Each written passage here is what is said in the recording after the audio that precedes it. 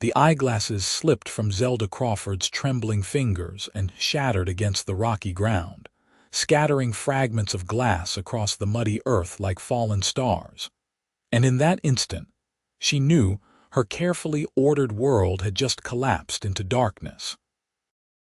She dropped to her knees in the rain, hands scrambling across the wet stones outside the general store in Seattle, Washington, desperately searching for pieces that might somehow be salvaged.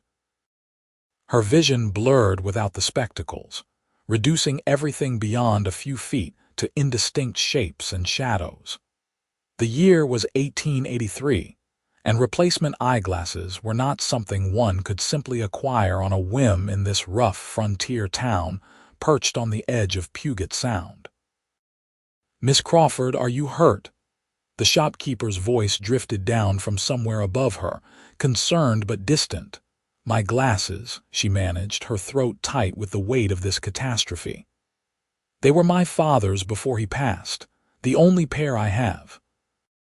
Strong hands grasped her shoulders, lifting her gently to her feet. She could make out a blurred figure, the shopkeeper's wife perhaps, guiding her back toward the wooden boardwalk. Rain hammered down on the roof overhang, creating a curtain of water between Zelda and the rest of the world. There, dear. We will help you inside. This storm is getting worse by the minute." Zelda allowed herself to be led into the store, water dripping from her dark brown hair and the hem of her practical gray dress. At 23 years old, she had lived in Seattle for only 8 months, having come west after her father's death to take a position as a schoolteacher. The spectacles had been essential to her work, allowing her to read, to grade papers, to see the faces of her students clearly. Without them, she was nearly helpless. She sank onto a wooden chair near the pot-bellied stove, wrapping her arms around herself. The warmth did nothing to chase away the cold dread settling in her chest. "Is there an optometrist in town?" she asked, though she already knew the answer. "The nearest one is in Portland," the shopkeeper's wife said softly. "That is 3 days' travel south, maybe more with these rains. The roads will be near impassable." Zelda pressed her fingers to her temples. Portland might as well have been on the other side of the continent. She had barely enough money saved to make it through the winter, let alone finance a journey to Portland and back, plus the cost of new spectacles. And the school board had made it clear that missing more than a day or two of teaching would result in her dismissal. Single women in teaching positions were held to impossibly strict standards. The bell above the door jangled, and a blast of cold air swept through the store. Zelda looked up, but could only make out a large, dark shape entering, water streaming from what appeared to be a long coat. "Afternoon, Angus," the shopkeeper called out. "Terrible weather for coming down from the mountains. Needed supplies before the worst of it hits." A deep voice responded, rich and rough like stones tumbling in a river. "Roads are already turning to soup." Zelda heard heavy footsteps moving through the store, the clink of items being gathered. She tried to focus on the figure, but without her glasses, he remained an indistinct blur of brown and dark leather. "Poor Miss Crawford here just broke her spectacles," the shopkeeper's wife said. "She is beside herself with worry." The footsteps stopped. Zelda felt the weight of attention turning toward her, and she straightened in her chair, lifting her chin despite the tears threatening at the corners of her eyes. "That is unfortunate," the man named Angus said. There was a pause, then the footsteps approached. "May I see the pieces?" "They are outside," Zelda said quietly. "Scattered in the mud, I could not find them all. I will look." Before she could protest, she heard the door open and close again. The shopkeeper's wife clucked her tongue sympathetically. "Angus Jenkins is a good man," she said. "Lives up in the mountains, traps and hunts. Keeps to himself mostly, but he has a kind heart underneath all that wilderness rough." Zelda said nothing, trying to imagine what this mountain man might look like. In her blurred vision, she had only caught an impression of size and darkness, someone substantially larger than the average man. Several minutes passed before the door opened again. The heavy footsteps returned, and Zelda sensed the man crouching down in front of her chair. She could smell pine and wood smoke, rain and leather. "I found most of the pieces," he said, and she heard the gentle clink of glass fragments. "But I am afraid they are beyond repair. The lenses are shattered too badly." "I know," Zelda whispered. "Thank you for looking." The shopkeeper's wife mentioned Portland. "That is your only option for new spectacles." "Yes, but I cannot make the journey. I cannot afford to lose my teaching position, and I certainly cannot afford both the travel and new glasses." Another pause. Zelda wished desperately that she could see this man's face, read his expression. Instead, she could only wait in her fog of blindness. "I have business in Portland," Angus said slowly. "I could take your measurements and bring back spectacles for you." Zelda's breath caught. "You would do that? For a stranger?" "Everyone starts as a stranger until they become something else," he replied.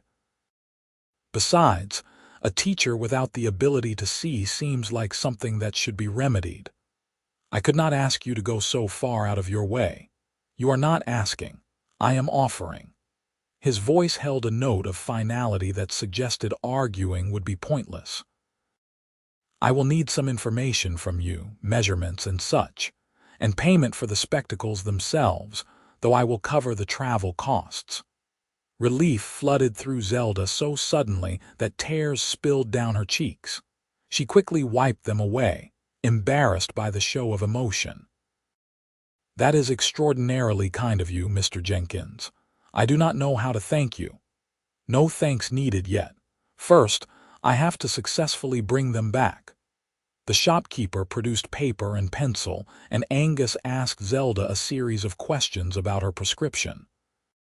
She explained that her father had been a doctor and had kept detailed records of her vision needs. Those records were back at her small rented room near the schoolhouse.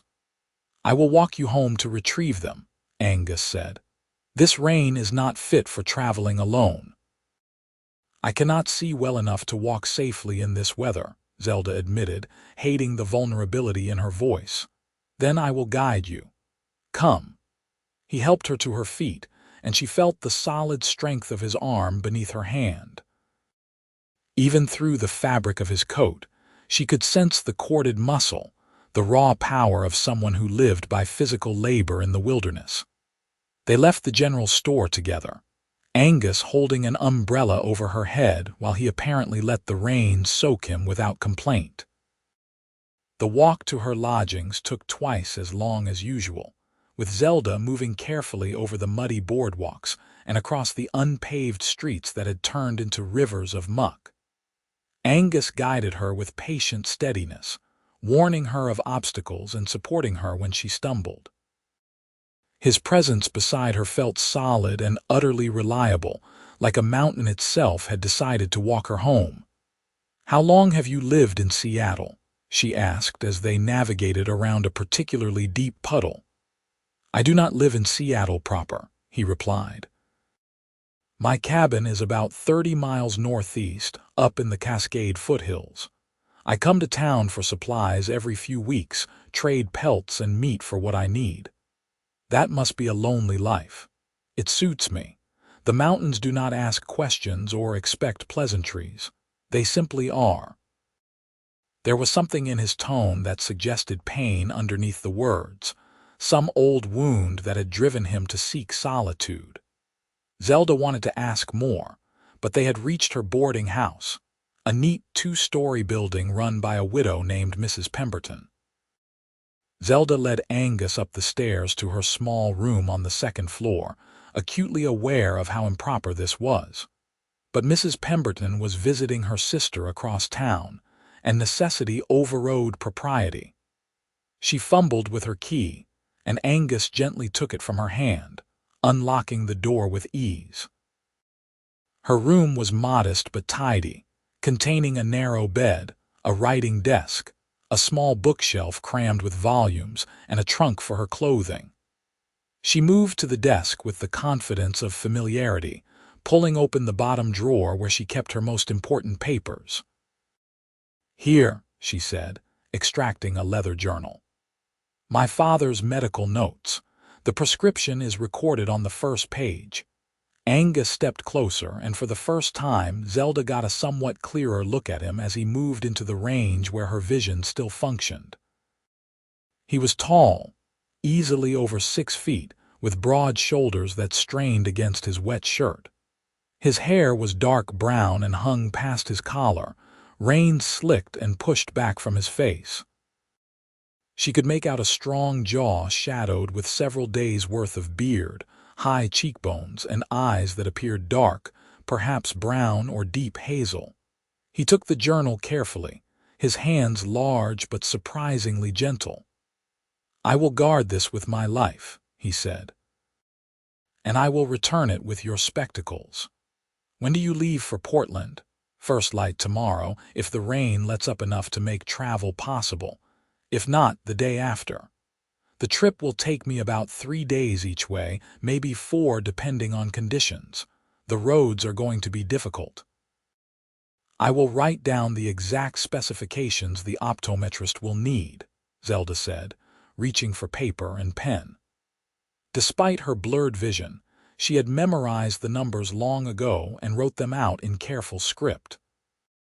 She added a note about the style of frames her father had preferred, simple wire construction that sat lightly on the bridge of the nose. Angus studied the paper, then folded it carefully and tucked it inside his coat along with the journal. "I will need some money for the spectacles themselves.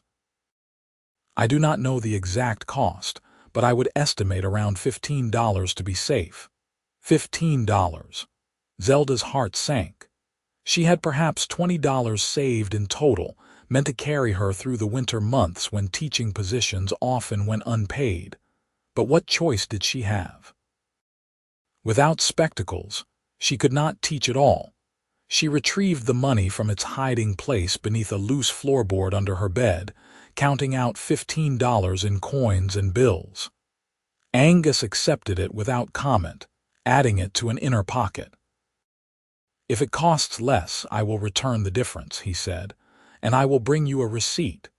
You are a remarkably honest man, Mr. Jenkins." "Angus," he corrected. "And honesty is simply the easiest way to live. Lies require too much effort to maintain." Zelda found herself smiling despite her anxiety. "Then you must call me Zelda." "Zelda," he repeated, and her name sounded different in his deep voice, more substantial somehow. "I will return as quickly as I can. In the meantime, do you have someone who can help you with your teaching duties?" "I will manage," she said, though she had no idea how. "Perhaps I can have the older students read lessons aloud while I listen." "That is resourceful." He moved toward the door, then paused. "Lock this behind me, and if you need anything while I am gone, tell the shopkeeper. They know how to reach my friend Samuel, who stays closer to town. He will help if you ask." "Thank you, Angus, truly. I do not know what I would have done without your kindness." He was quiet for a moment, silhouetted in the doorway. "Everyone needs help sometimes. No shame in that." Then he was gone, his footsteps heavy on the stairs. Zelda locked the door as instructed and sank onto her bed, her heart beating strangely fast. She had just entrusted a significant sum of money, and her most precious possession, to a man she had never truly seen, whose face remained a mystery to her blurred vision. Yet somehow, she was not worried. There had been something in his voice, a bedrock integrity that went beyond mere words. Angus Jenkins would keep his promise. She felt certain of it in a way that defied logic. The next morning, Zelda woke to the sound of rain still drumming against her window. She prepared for school with difficulty, choosing her plainest dress by feel and pinning up her hair by memory rather than sight. The mirror showed her only a vague reflection, useless for checking her appearance. The walk to the schoolhouse was treacherous. She stayed close to the buildings, feeling her way along familiar walls and counting steps. Twice, she nearly walked into obstacles she could not see clearly, and by the time she reached the small wooden school building, she was shaking with exhaustion and nerves. Her 15 students ranged in age from 6 to 14, children of Seattle's growing population of loggers, dock workers, and merchants. They stared at her as she entered, clearly noticing something wrong. "Good morning, students," she said, moving carefully to her desk at the front of the room. "I've had a small accident and broken my spectacles. For the next week or so, we will be adjusting our lessons accordingly." A hand went up. It belonged to Sarah, one of her brightest pupils, though Zelda could only identify her by position and the general size of the blur. "Yes, Sarah." "Can you see us at all, Miss Crawford?" "Not clearly, no. But I can hear you perfectly well, and my mind works just as it always has. So we will adapt." She kept her voice firm and confident, projecting an authority she did not feel. "Today, we will focus on oral recitation. I want each of you to read a passage from your primer, clearly and with proper expression." The day dragged on with excruciating slowness. Zelda could not see the clock on the wall, could not read from the textbooks, could not write clearly on the blackboard. She relied entirely on the students' honesty and her own memory of the curriculum. By the time she dismissed them in the late afternoon, her head throbbed with tension. That evening, she sat in her room and tried to grade papers by holding them inches from her face, squinting at the blurred letters. It was impossible. She set them aside with a frustrated sigh and instead focused on planning lessons that would not require her to see, memorizing passages from the books she knew by heart. The days blurred together after that. Rain continued to fall, turning Seattle's streets into impassable rivers of mud. Zelda struggled through each school day, her confidence eroding with every stumble and mistake. The children were patient, bless them, but she knew the school board would not be so understanding if they learned of her condition. On the 4th day after Angus had left, the rain finally stopped. Zelda stood at her window that evening, looking out at the gray blur of the town below. Somewhere out there, beyond her limited vision, Angus was traveling through dangerous conditions to help her. A man she barely knew, risking the treacherous roads for a stranger, she found herself wondering about him constantly. What had driven him to the solitary life of a mountain man? What did his face really look like? Would she even recognize him when he returned? The questions circled in her mind as she tried to sleep that night, and she dreamed of a figure walking through endless rain, carrying something precious through the darkness. 6 days after Angus had departed, Zelda was in the schoolhouse helping her students with arithmetic when the door opened. She looked up, squinting at the blurred figure in the doorway, and her heart leaped. "I apologize for interrupting," Angus's deep voice said. "But I have a delivery for Miss Crawford." The students erupted in whispers and giggles. Zelda felt heat rise in her cheeks as she stood, smoothing her skirt with trembling hands. "Class, please work on the problems I have written on your slates. I will return in a moment." She moved carefully toward the door, and Angus stepped outside to wait for her. The bright afternoon sun nearly blinded her after the dimmer interior, and she stood on the schoolhouse steps, looking up at the blur that was Angus Jenkins. "You are back," she said, stating the obvious because her mind had suddenly gone blank. "I promised I would be."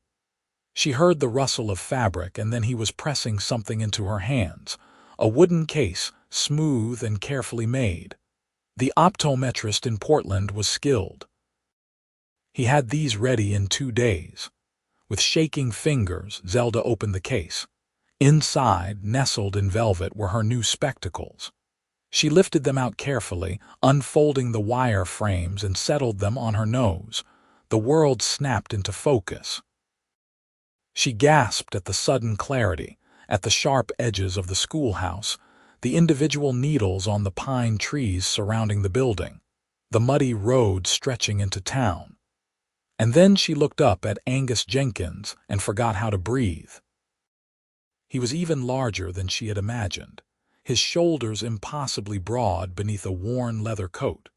His face was all hard angles and weathered skin, tanned from years in the sun and wind. Dark brown hair fell past his collar in waves, pushed back from his forehead. His eyes were a startling deep green like the forest itself, framed by dark lashes and straight brows. A scar ran through his left eyebrow, and several days' worth of dark beard shadowed his jaw. He was not handsome in a conventional sense, but rather striking, powerful, undeniably masculine. And he was looking at her with an expression she could not quite read, something intense and searching in those green eyes. "They fit well?" he asked, his voice rougher than before. "Perfectly," Zelda whispered. "I can see. Angus, I can see everything." A small smile tugged at the corner of his mouth, softening the hard lines of his face. "Good. That was the goal. How much do I owe you? For the travel, the trouble? Nothing. I told you I would cover that. But you have been gone for 6 days. The roads must have been terrible."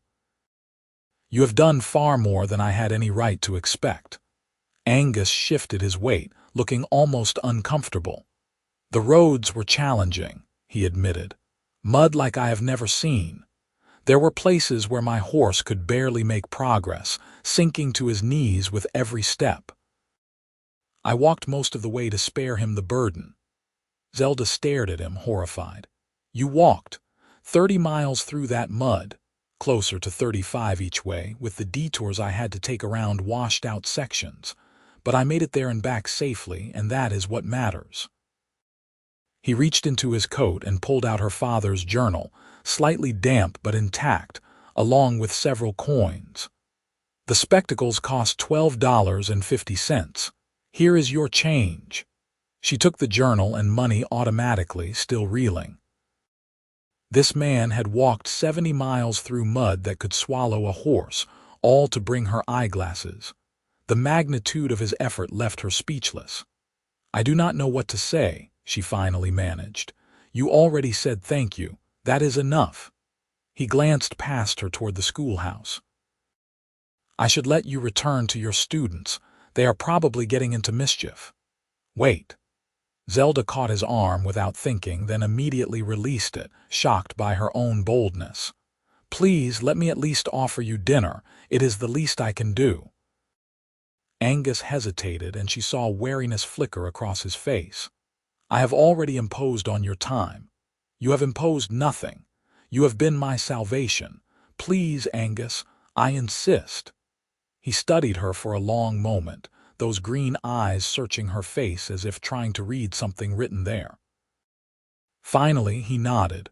"All right, but I will need to settle my horse first and find lodging for the night. Shall I call on you this evening?" "Yes, I board at Mrs. Pemberton's house, the tall building on 2nd Street. Would 7 o'clock suit you?" "7 o'clock," he agreed. Zelda watched him walk away, his long stride eating up the muddy ground with ease despite the obvious fatigue in his movements. She stood on the schoolhouse steps until he disappeared around a corner, then touched her new spectacles with wondering fingers. She could see his face. After everything, she could finally see the man who had walked through hell to help her. The afternoon dragged interminably as Zelda tried to focus on her students' lessons while her mind raced ahead to the evening. She caught herself touching her spectacles repeatedly, reassuring herself they were real. The clarity of vision was almost overwhelming after days of living in a blur. When she finally dismissed the children, she hurried back to her boarding house.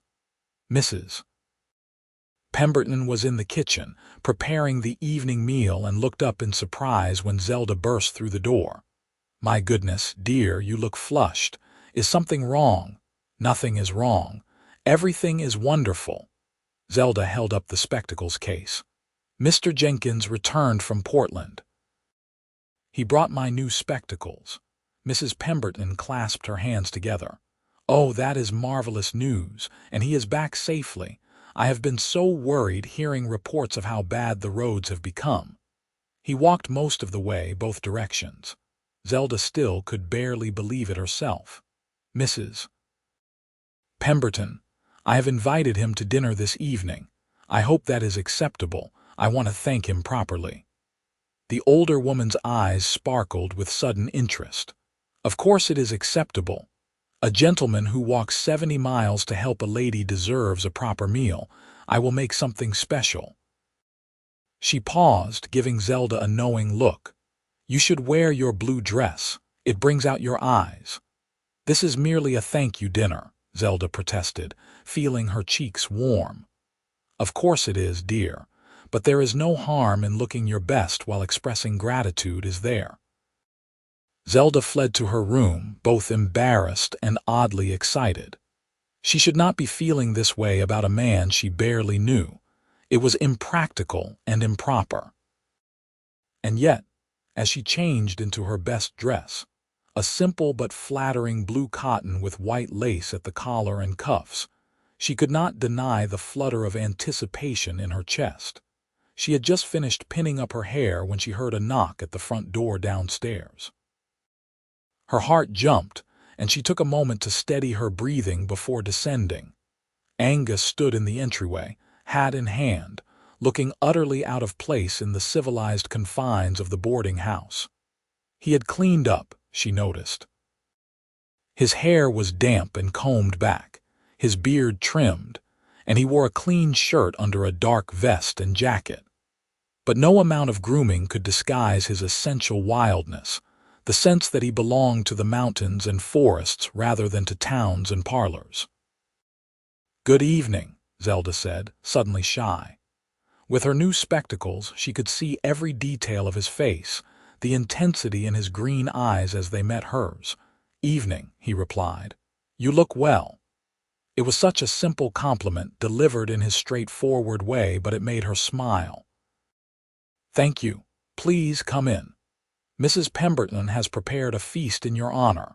Dinner was indeed a feast by boarding-house standards. Roasted chicken, potatoes with gravy, fresh bread, stewed vegetables, and an apple pie that filled the dining room with the scent of cinnamon. Mrs. Pemberton had set the table in the small, formal dining room, rather than the communal table where boarders usually ate, giving them privacy.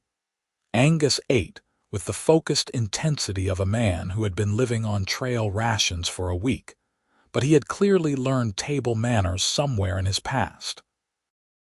Zelda found herself watching him, fascinated by the contrast between his rough exterior and the careful precision with which he handled his silverware. Tell me about the journey, she said as they worked through the chicken. I want to hear everything. Angus wiped his mouth with his napkin, considering. The roads south of Seattle were in terrible condition.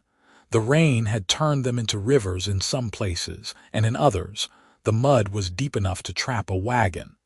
I saw 3 abandoned along the way, their owners unable to pull them free. That must have been frightening. It was more tedious than frightening. I have traveled in worse, though not often. He took a sip of water.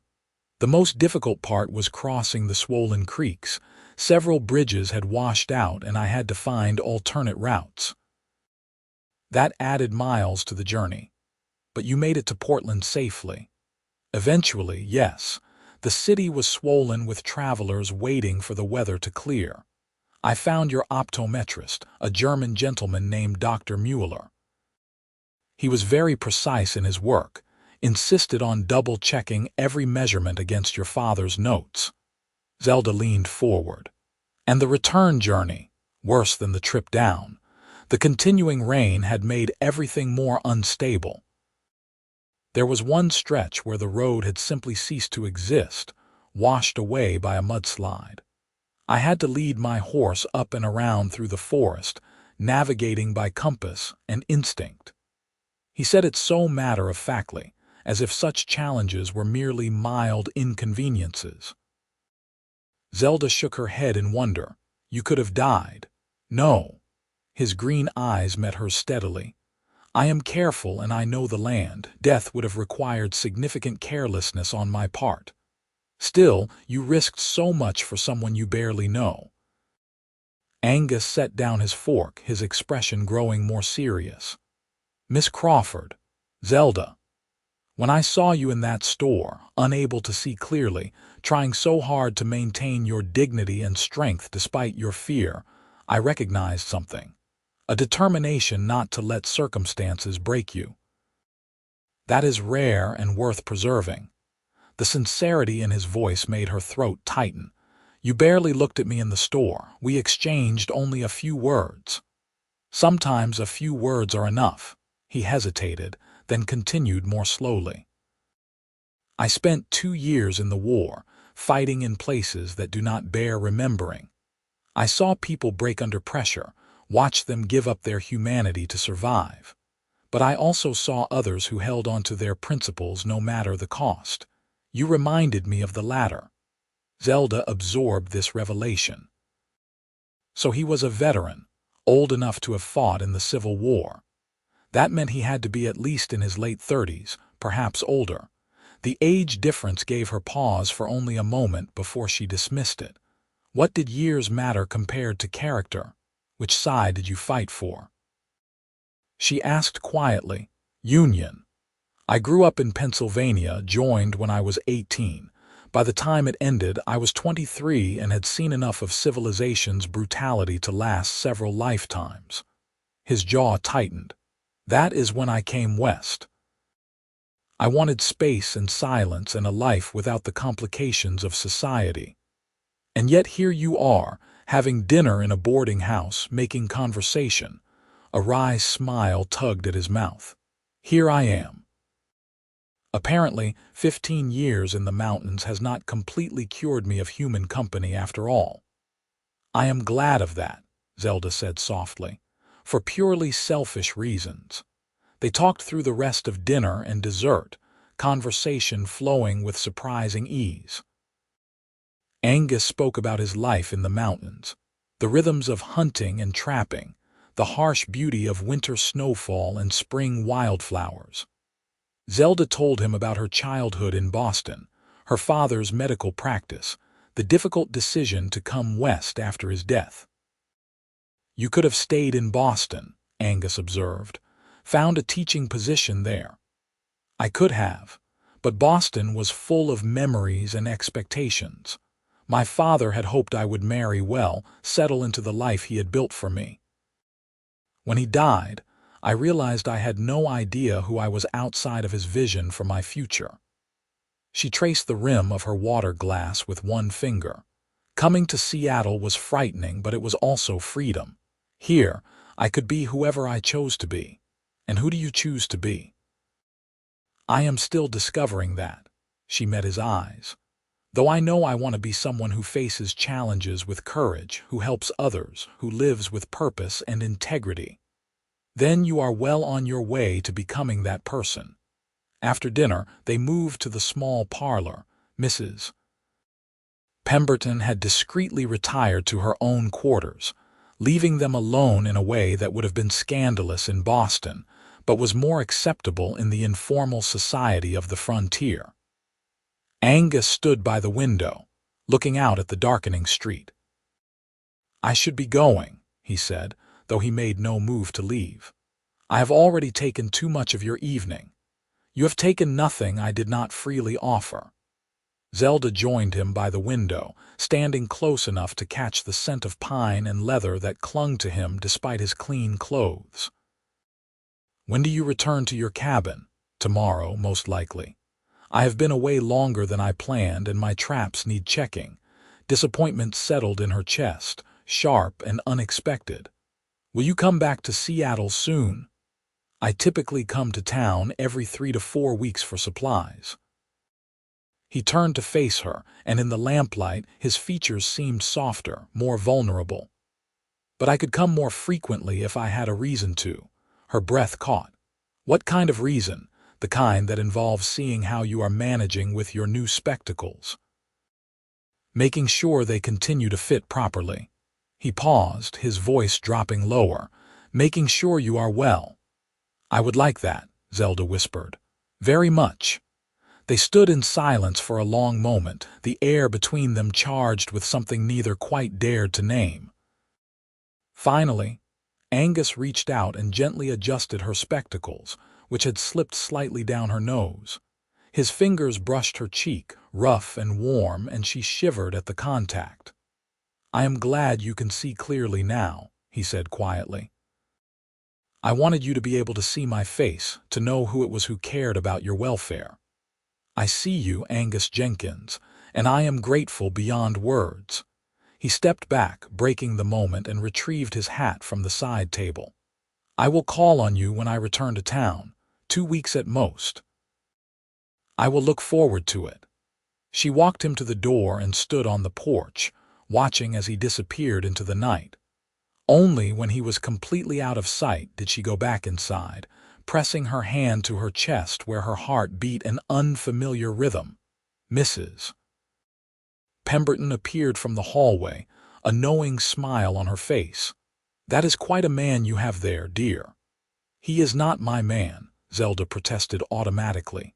Not yet, Mrs. Pemberton said, but I have been alive long enough to recognize the beginning of something when I see it. And that, my dear, was definitely a beginning. The next 2 weeks passed in a strange duality of time. The days dragged slowly as Zelda threw herself into her teaching with renewed vigor, her new spectacles allowing her to work with a precision she had feared lost forever.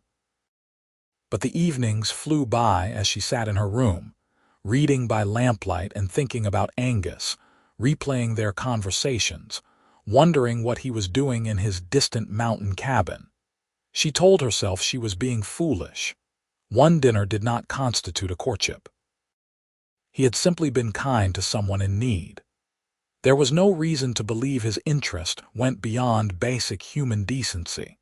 But she could not forget the way he had looked at her, the gentleness in his rough hands when he had adjusted her spectacles, the warmth in his voice when he promised to return. On the 14th day after he had left, Zelda was dismissing her students when she saw a familiar large figure approaching the schoolhouse. Her heart leaped even before she confirmed it was Angus, walking with his distinctive long stride, a canvas pack slung over one broad shoulder. The children noticed him too and began whispering excitedly. Angus had become something of a legend among them after his dramatic delivery of the spectacles. "Is that the mountain man, Miss Crawford?" Sarah called out. "That is Mr. Jenkins, yes. Now all of you run along home before your parents wonder where you are." They scattered reluctantly, stealing glances at Angus as they passed him on the road. He tipped his hat to each of them politely, which sent the girls into fits of giggles. Zelda stood on the schoolhouse steps, watching him approach, trying to keep the smile off her face and failing utterly. "Good afternoon," she said as he reached her. "Afternoon." He looked her over carefully, and she realized he was checking to make sure she was well, that the spectacles were still serving their purpose. "How have you been?" "Very well.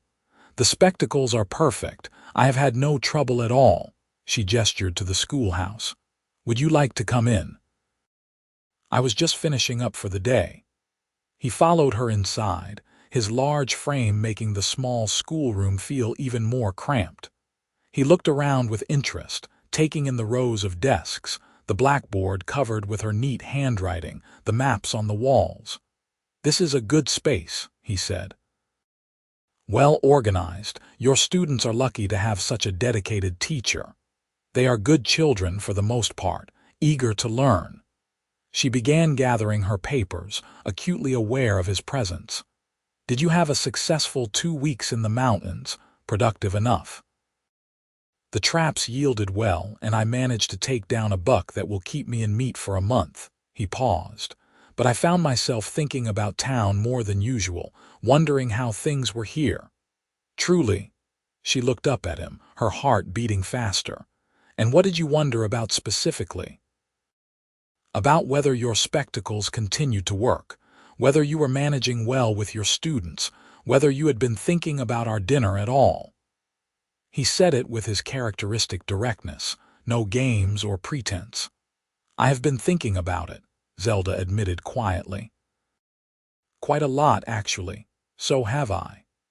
He set his pack down and moved closer.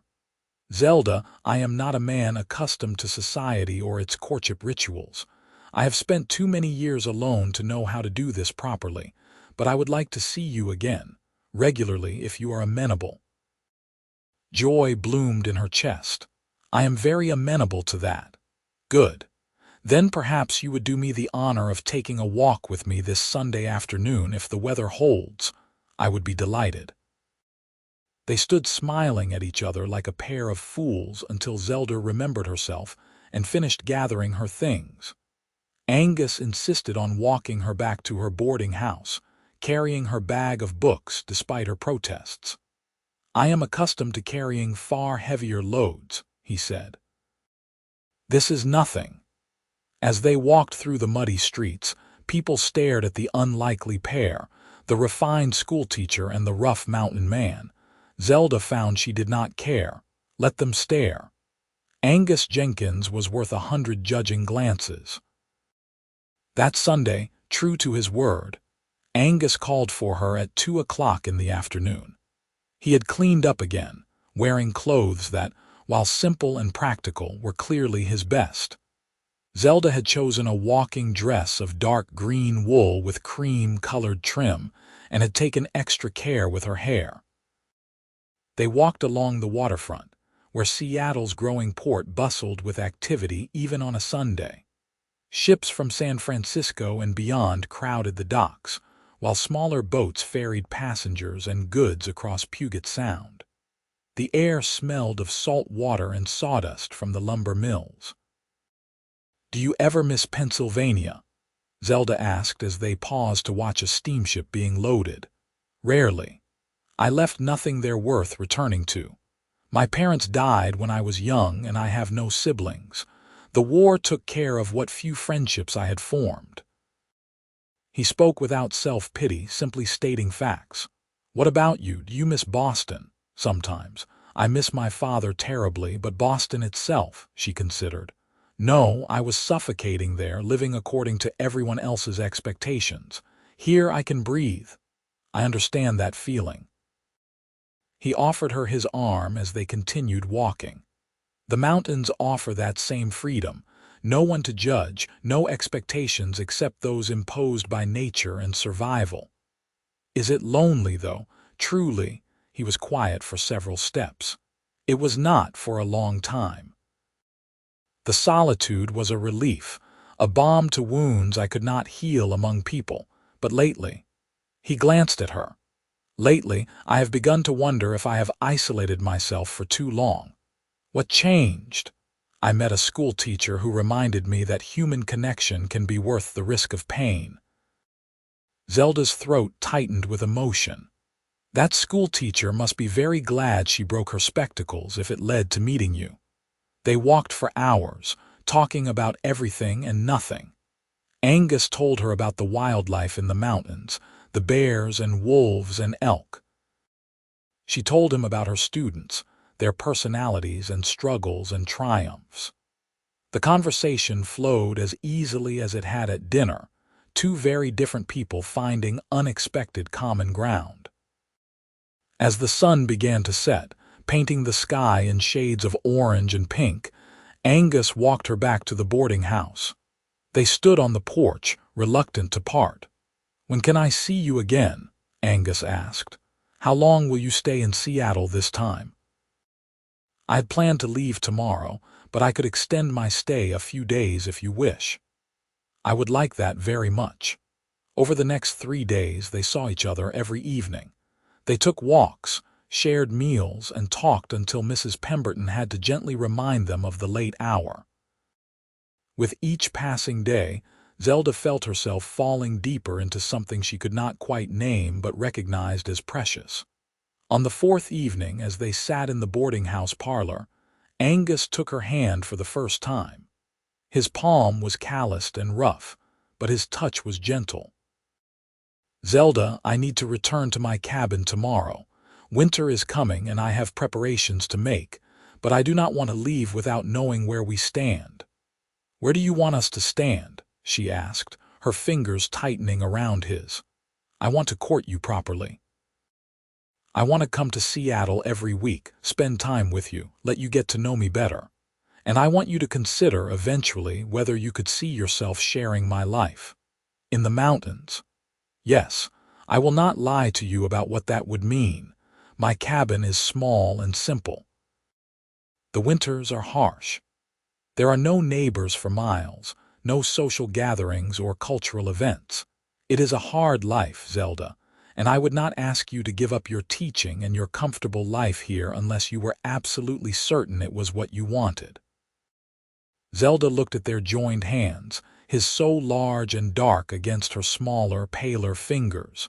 He was offering her a choice, being completely honest about what he could and could not provide. She respected him immensely for that. "I am not certain yet," she said slowly. "But I would like the opportunity to become certain. Court me, Angus. Come to Seattle every week. Let us see where this leads." The smile that crossed his face was like sunrise breaking over the mountains.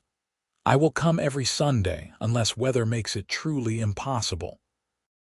And I will write to you between visits. You write letters. I learned my letters as a boy, and I have kept journals in the mountains. My penmanship may not be elegant, but I can put words together coherently enough. Then I will look forward to your letters." He raised her hand to his lips and kissed her knuckles gently, a gesture so old-fashioned and courtly that it made her heart flutter. "Thank you for giving me this chance. Thank you for walking 70 miles through mud to bring me my spectacles," she replied. "Without that kindness, we would never have known each other." The next several months established a pattern. Every Sunday, without fail, Angus rode into Seattle and spent the day with Zelda. Sometimes they walked, sometimes they attended church together, sometimes they simply sat and talked in the boarding-house parlor. And every week, Zelda found herself more certain that this rough, kind, impossibly strong man was exactly what she had been searching for without knowing it. His letters arrived between visits, written in a surprisingly elegant hand on paper that smelled of wood smoke and pine. He wrote about his daily life, the animals he encountered, the beauty of autumn turning the mountain forests into tapestries of gold and crimson.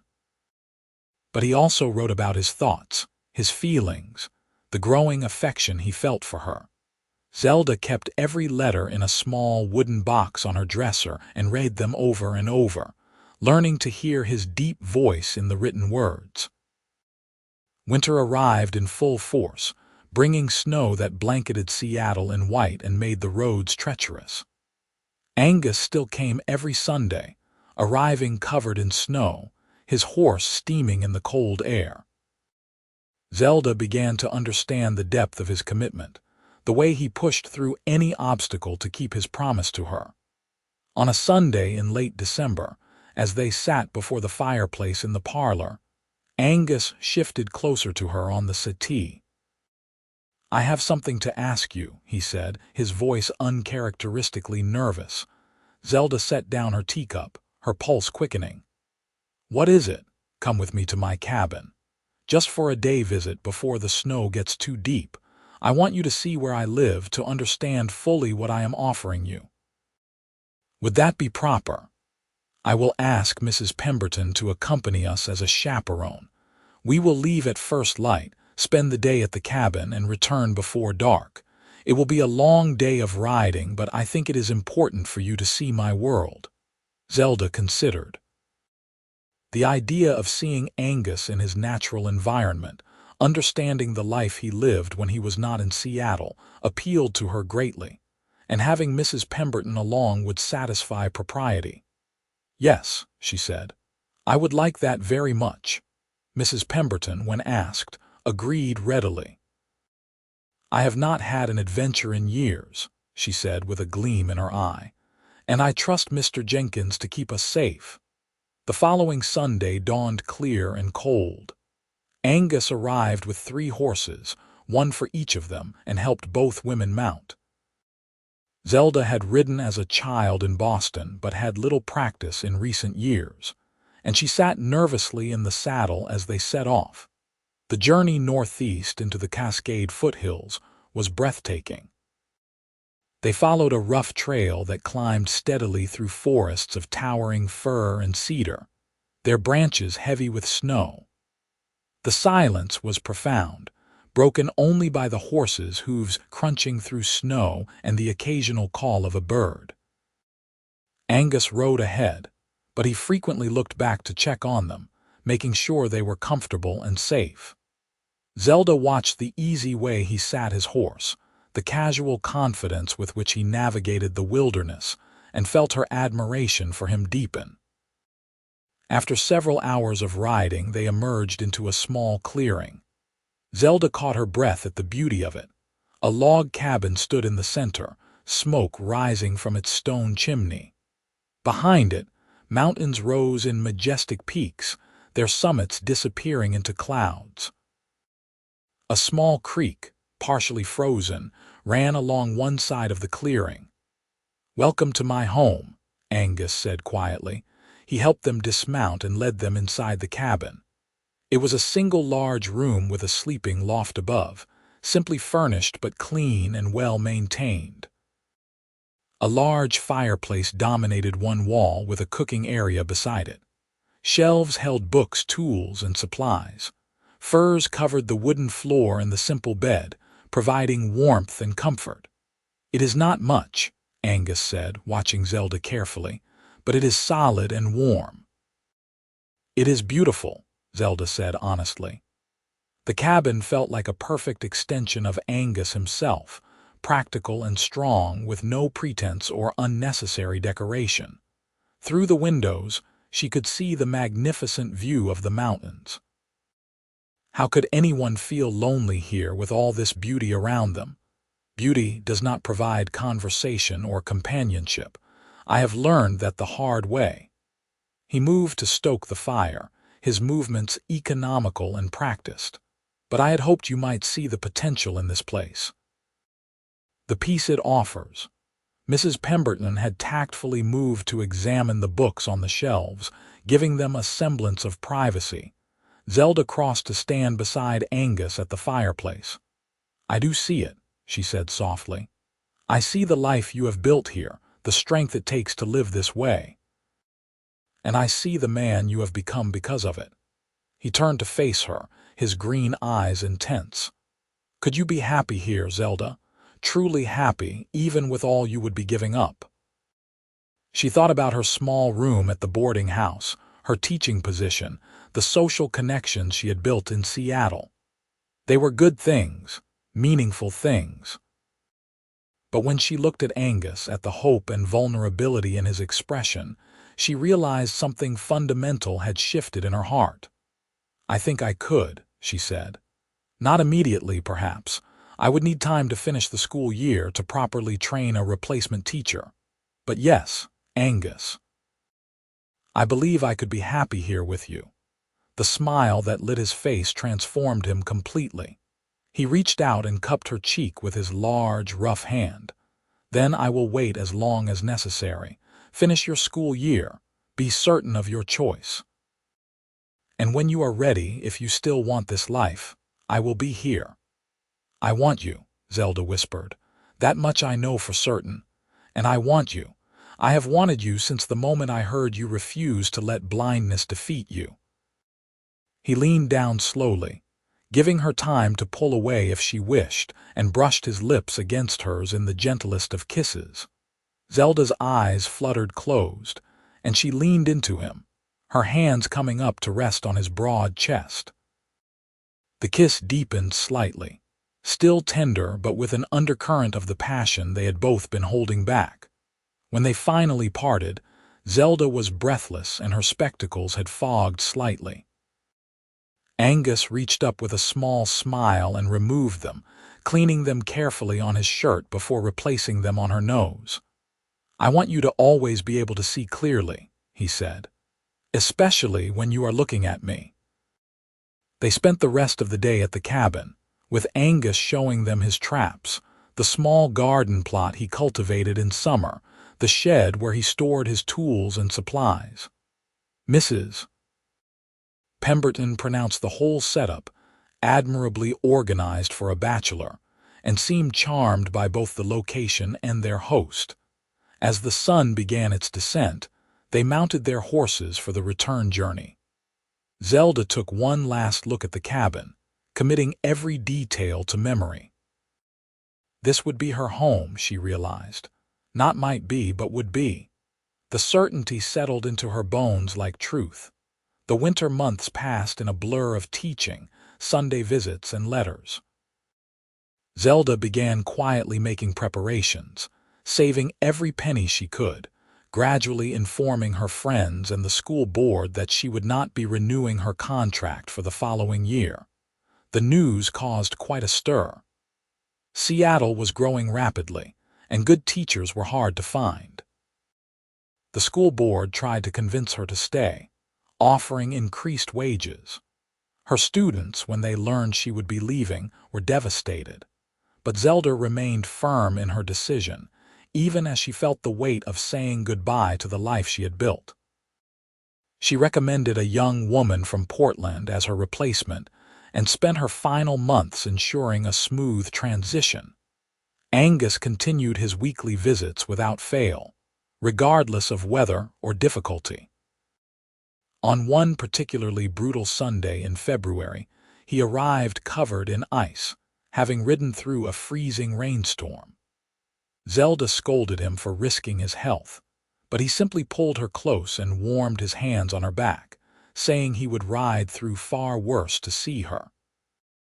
As spring approached and the snow began to melt in the mountains, they began to make concrete plans. They would marry in June, after the school year ended. It would be a simple ceremony in Seattle's small church, followed by an immediate departure for the cabin. Zelda spent her evenings sewing her wedding dress, a simple gown of cream-colored cotton with lace at the collar. She had no family to invite, but Mrs. Pemberton had become like a mother to her, and several of the other teachers had become friends. It would be a small gathering, but meaningful. One Sunday in early May, Angus arrived with a package wrapped in brown paper. They were walking along the waterfront, enjoying the warm spring sunshine when he handed it to her. "What is this?" Zelda asked, turning the package over in her hands. "Open it and see." She carefully unwrapped the paper to reveal a beautifully crafted wooden box, its lid inlaid with lighter wood in a pattern of mountains and trees. When she opened it, she found it lined with velvet and perfectly sized to hold her spectacles. "Angus, this is beautiful. Did you make this?" He nodded, looking almost shy. "I worked on it through the winter during the long evenings. I wanted you to have something to protect your spectacles, to keep them safe. They brought us together in a way. They deserve to be treasured." Zelda felt tears prick her eyes. She thought of him alone in his cabin, carefully carving and crafting this gift for her, pouring his feelings into the work of his hands. "Thank you. I will treasure this always. There is something else." He reached into his pocket and pulled out a small velvet pouch. "I am not a wealthy man, Zelda. I cannot offer you diamonds or gold, but I wanted you to have this." Inside the pouch was a ring, simple but elegant. The band was silver, hammered by hand with a single small sapphire set in the center. "The stone matches your eyes," Angus said quietly. "Or as close as I could find. I had it made in Seattle by a jeweler, but I forged the band myself." "You made this?" Zelda's voice shook with emotion. "I wanted it to be from my hands to yours, a symbol of everything I am offering you." He took the ring and held it up. "Zelda Crawford, will you marry me?" Will you share my life in the mountains, build a future with me? Let me spend every day trying to be worthy of the gift of your love." "Yes," Zelda whispered, then louder. "Yes, Angus Jenkins, I will marry you." He slipped the ring onto her finger, and it fit perfectly. Then he pulled her into his arms and kissed her there on the waterfront, in full view of anyone who cared to watch. Zelda kissed him back with all the love and certainty in her heart, no longer caring what society might think. The final weeks before the wedding flew by in a flurry of preparations. Zelda finished her teaching duties, said tearful goodbyes to her students, and packed her belongings. She did not have much, mostly books and clothes, but Angus assured her there was room in the cabin for everything she treasured. On the evening before the wedding, Mrs. Pemberton helped Zelda pack the last of her things, and then sat with her in the parlor for one final conversation. "Are you certain about this, dear?" the older woman asked gently. "There is no shame in changing your mind." "I am completely certain," Zelda replied. "I have never been more certain of anything in my life. He is a good man, your Angus. Rough around the edges, but with a heart as solid as those mountains he lives in." Mrs. Pemberton smiled. "And the way he looks at you, as if you are the sun and moon combined, that is something special." "I love him," Zelda said simply. "I love his honesty, his strength, his kindness. I love the way he walked 70 miles through mud just to help me. I love the life he is offering me, the chance to build something real and lasting away from society's expectations. Then you have my blessing and my happiness." Mrs. Pemberton pulled her into a hug. "Visit when you can. I will miss you terribly." The wedding day dawned bright and clear, a perfect June morning. Zelda, dressed in her simple gown with Mrs. Pemberton's help, pinned up her hair and settled her spectacles carefully on her nose. The sapphire ring sparkled on her finger. The church was small but filled with friendly faces. Her fellow teachers had come, along with several of her former students and their families. The shopkeeper and his wife were there, as were several other Seattle residents who had come to know and respect both Zelda and Angus. And then Angus arrived, and Zelda forgot about everyone else. He wore a new suit, dark and well-fitted, and had trimmed his beard close. His hair was neatly combed back, and his green eyes found hers the moment he entered the church. The expression on his face, wonder and love and fierce devotion, made her heart swell. The ceremony was brief and simple. They exchanged vows in steady voices, promising to love and cherish each other through whatever life might bring. When the minister pronounced them husband and wife, Angus kissed her with such tenderness that several people in the congregation openly wept. The reception was held at Mrs. Pemberton's boarding house, with food and drink and music. But Zelda and Angus barely touched the refreshments, too focused on each other. They danced together, Angus moving with surprising grace for such a large man, and talked with their guests, accepting congratulations and well wishes. As the afternoon waned, they slipped away. Angus had arranged for their belongings to be transported to the cabin earlier in the week, and 2 horses waited outside the church. He helped Zelda into her riding clothes, then lifted her onto her horse with ease. They rode out of Seattle as the sun began to set, heading northeast toward the mountains. Several people came out to wave goodbye, and Zelda turned in her saddle to wave back, feeling a bittersweet mixture of sadness and anticipation. "Any regrets?" Angus asked as they left the town behind. "None," Zelda said firmly. "Only excitement for what comes next." They rode through the twilight, following the now familiar trail into the foothills. The forest closed around them, peaceful and welcoming. When darkness fell, Angus lit a lantern to guide their way, and they continued on through the spring night. It was well past midnight when they finally reached the cabin. Angus dismounted first and then lifted Zelda down, his hands strong and sure on her waist. But instead of setting her on her feet, he swept her into his arms. "What are you doing?" she laughed. "Carrying my bride over the threshold. It is tradition, is it not?"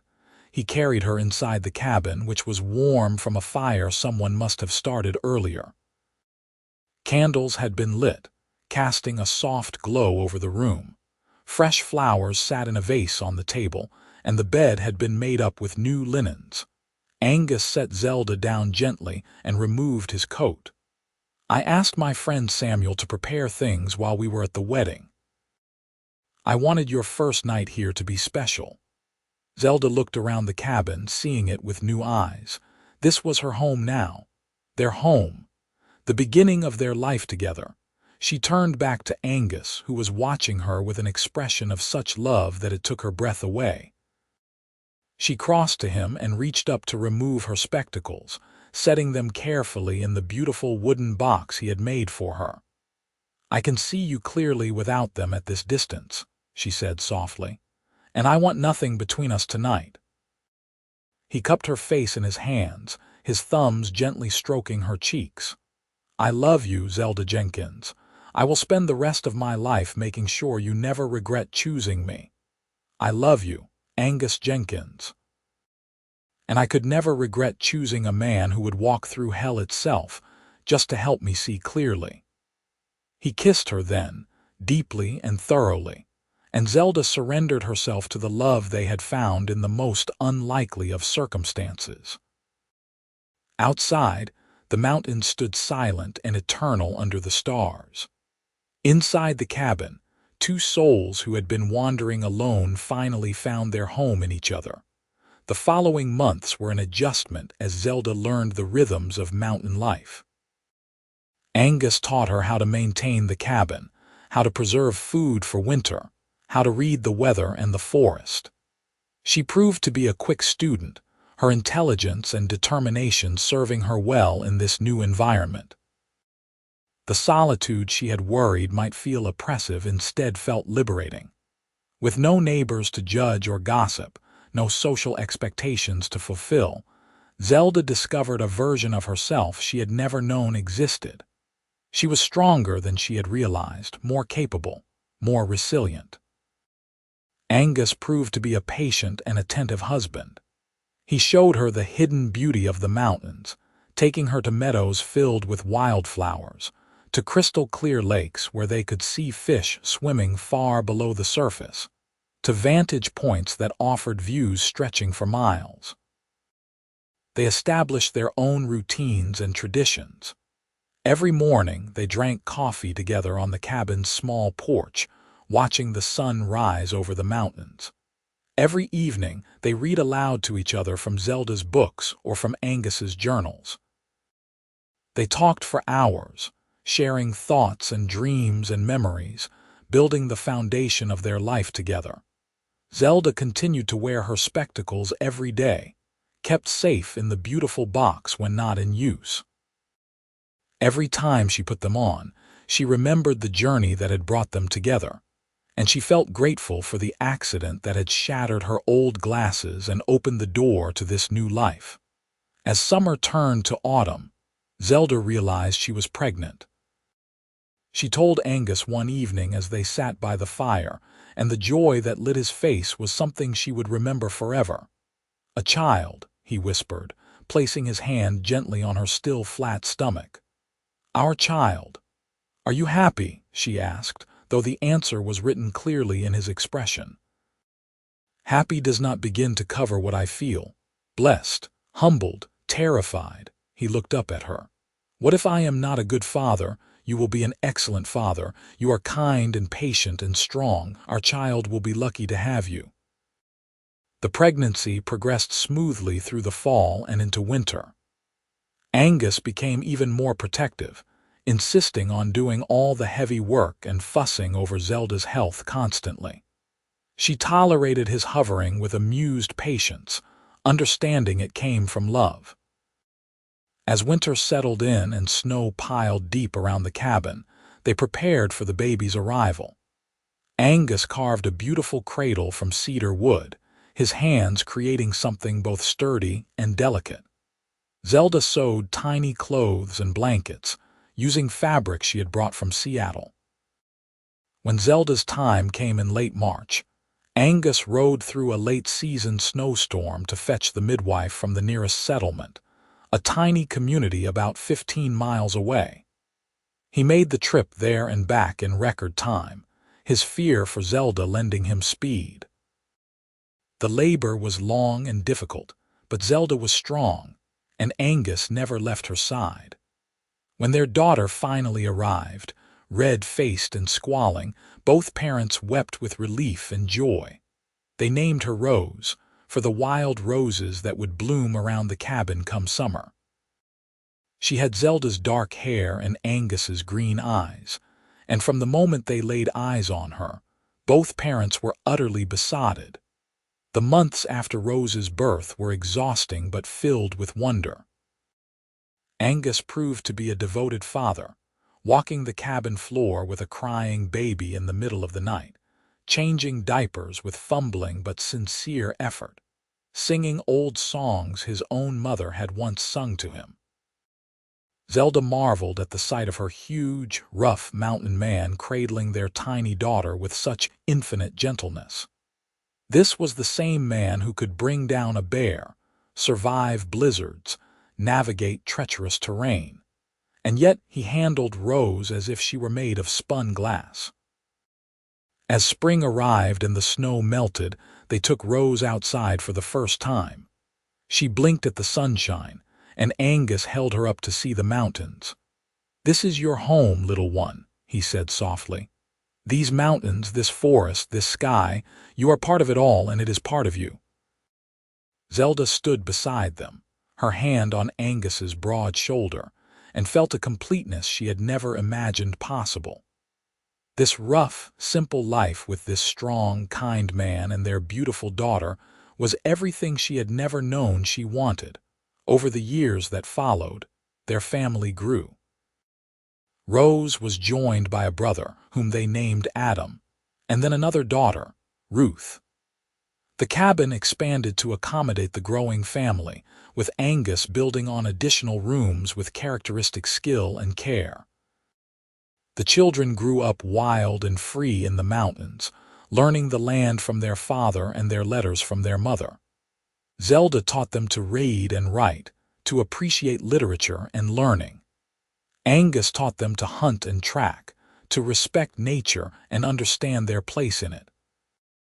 They made occasional trips to Seattle, which had grown into a proper city. The children stared wide-eyed at the buildings and crowds, overwhelmed by so much civilization after the quiet of the mountains. But they were always glad to return home to the cabin and the forest. Mrs. Pemberton remained a constant presence in their lives, visiting when weather permitted and showering the children with affection. She lived to a ripe old age, and when she passed peacefully in her sleep at 86, the entire Jenkins family mourned her as the grandmother they had loved.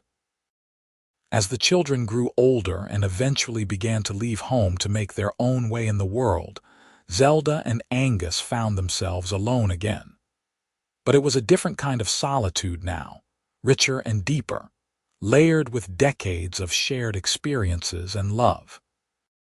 One evening, when they were both in their 60s, they sat on the porch watching the sunset.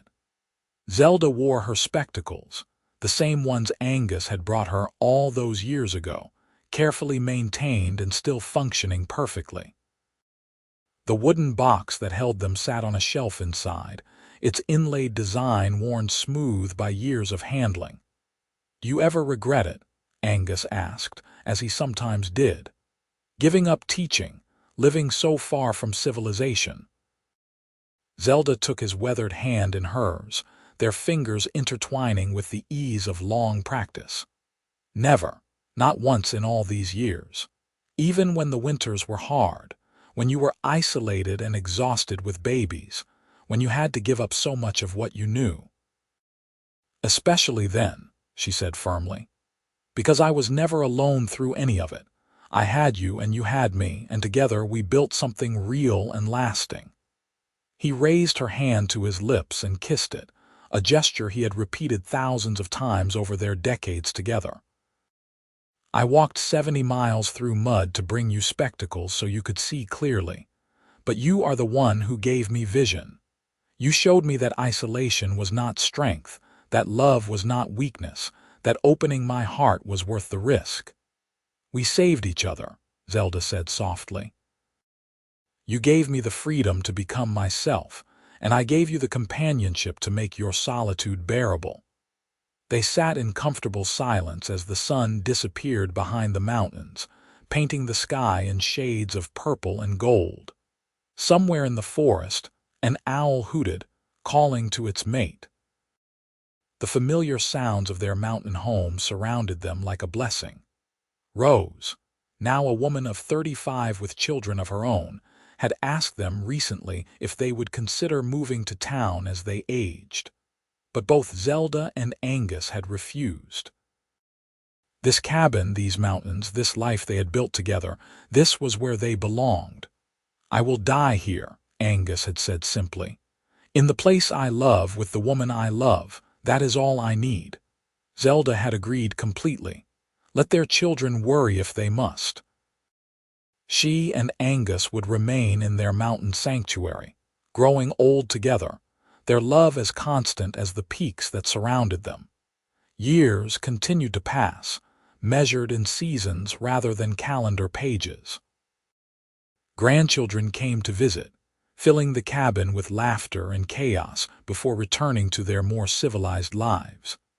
Zelda and Angus welcomed them all with open arms and sent them off with full stomachs and hearts. On their 50th wedding anniversary, the entire extended family gathered at the cabin for a celebration. 3 children, 8 grandchildren, and even 2 great-grandchildren crowded into the expanded cabin and spilled out onto the porch and yard. Angus, now 88 but still strong and upright, stood with Zelda, 73 and still sharp as ever behind her spectacles, and looked out at the family they had created. "We did well," he said quietly so only she could hear. "We did," she agreed, leaning into his solid presence. "Better than I ever dreamed possible." That night, after the family had dispersed to various sleeping arrangements throughout the cabin and nearby tents, Zelda and Angus lay in their bed, the same one they had shared for half a century. "You remember the first time I saw you clearly?" Zelda asked, nestled against his chest as she had been countless nights before. "The day you brought my spectacles, I remember. You looked at me like I was something unexpected. You are, this rough, powerful man who had walked so far just to help me, asking nothing in return." She traced patterns on his chest with one finger. "I think I started falling in love with you in that moment, though I did not recognize it yet." "I knew," Angus said, his deep voice rumbling in his chest. "The moment I saw your face when you put those spectacles on and could finally see me clearly, I knew my life had changed forever. No regrets, not a single one. Every step through that mud, every difficulty, every challenge, all of it was worth it to have this life with you." They fell asleep wrapped in each other's arms, as they had done for 50 years, as they would continue to do for as long as they both drew breath. Angus Jenkins died peacefully in his sleep at the age of 92, still strong in body until his heart simply decided it had beaten enough. Zelda woke to find him gone, his face peaceful, one hand still resting on hers. She grieved, of course. The loss of her partner, her love, her best friend, cut deeper than any wound, but she did not shatter. Angus had given her too much strength for that. She remained in the cabin, surrounded by children and grandchildren who tried to convince her to move to town. But Zelda refused. This was her home. Every corner held memories of Angus, of their life together. She would not abandon it now. For 3 more years, she lived in the cabin, teaching visiting grandchildren their letters, tending her garden, keeping the place as Angus would have wanted.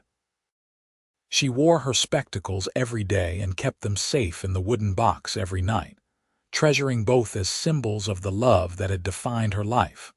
On a warm summer evening, surrounded by wild roses in full bloom, Zelda Crawford Jenkins passed away in her sleep at the age of 76.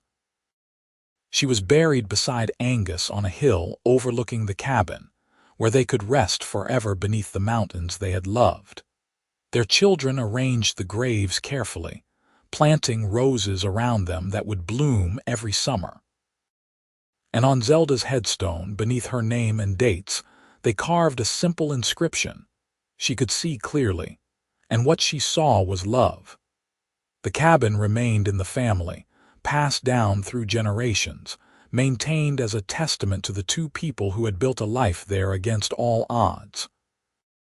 And in a place of honor on the mantel, carefully preserved, sat a wooden box inlaid with mountains and trees, holding a pair of spectacles that had once brought two souls together. The story of the mountain man who had walked 70 miles through mud to bring a school teacher her spectacles became family legend, told and retold to each new generation.